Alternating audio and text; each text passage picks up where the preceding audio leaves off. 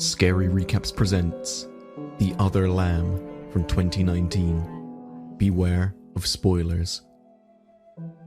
In a remote forest compound, a teenage girl by the name of Selah lives with other girls and older women, all members of a strange polygamist cult led by the only male, who is called the Shepherd. At the beginning, Selah's only aspiration is to receive the grace of the Shepherd. The women, dressed in red, are his wives, and the girls, the sisters, are dressed in blue, are his daughters. Each night he takes a different wife to his bed, something which Selah spies on more often than not. One of the wives, Eloise, tells Selah and another teen girl about her being close to the Shepherd. Selah gets jealous and fights with the other girl about not obeying the Shepherd's teachings.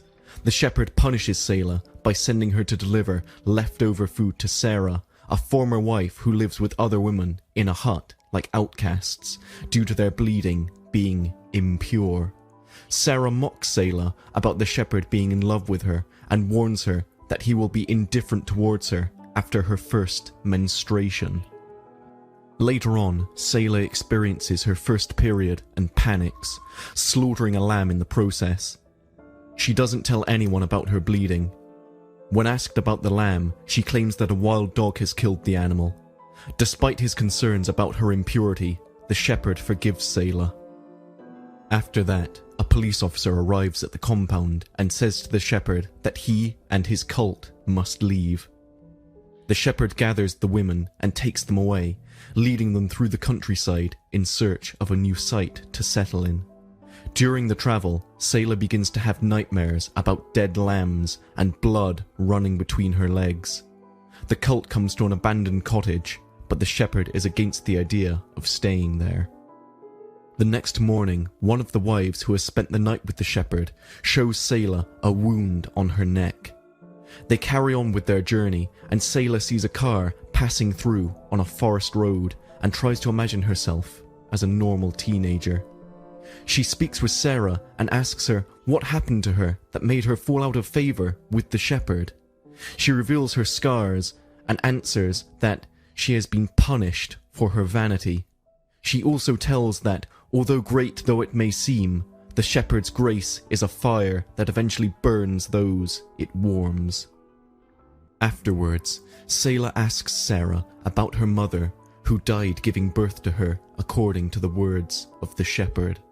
Sarah says to her that this is not true and reveals to her that her mother died of a serious infection, and although she could have been saved, the Shepherd refused to take her to a hospital, claiming that her illness was a test of faith. Sarah expresses her fears to the young girl and why it seems impossible to abandon the cult because she doesn't know who she is anymore. At this point, Selah's menstruation is made known and she is forced to stay with Sarah as the bleeding is making her unclean. The hardships of travel cause one of the pregnant wives, Adrielle, to go into premature labour. She gives birth to a boy and dies shortly after. Her body is burned and the Shepherd calls for the baby to be left behind, as it has been born wrong and there can only be one ram in a flock, meaning himself the one and only true male of the cult. Sarah blames him for the death of Adrielle and takes the baby. Before she leaves the cult, Sarah tells Selah that she and her sisters are strong when they are together. The journey continues and the cult reaches a spot where Tamar suggests it will be good for them to make camp. The Shepherd dismisses her, but not long after that, he gets angry and beats her in front of the rest of the members of the cult. Selah comforts her friend Tamar, remarking that it was wrong to be humiliated like this in front of the others. Her faith in the Shepherd lies now almost in ruins. Soon, the cult arrives at an idyllic place near a lake. The Shepherd announces that this is the end of their journey and names the place Eden. He goes on and baptizes the sisters, Selah and Tamar, among them as well. In the night that comes, he invites Selah to sleep with him in his tent. Selah's worst fears are realized then as the Shepherd rapes her. As it is natural after the gruesome deed, Selah is beginning to have feelings of hatred for the shepherd. She even dreams of brutally killing him with the rest of the women. Further on, despite the fact that the shepherd has forbidden any kind of storytelling within the cult, Selah goes against that warning and narrates a tale of rebellion to the other women. When morning comes, the sisters find out that the wives are not with them. They go to the lake and see the shepherd kneeling near the water's edge where the robes of the wives are floating on the surface. He tells the sisters that the wives have achieved eternal life, strongly implying their murder by his hands.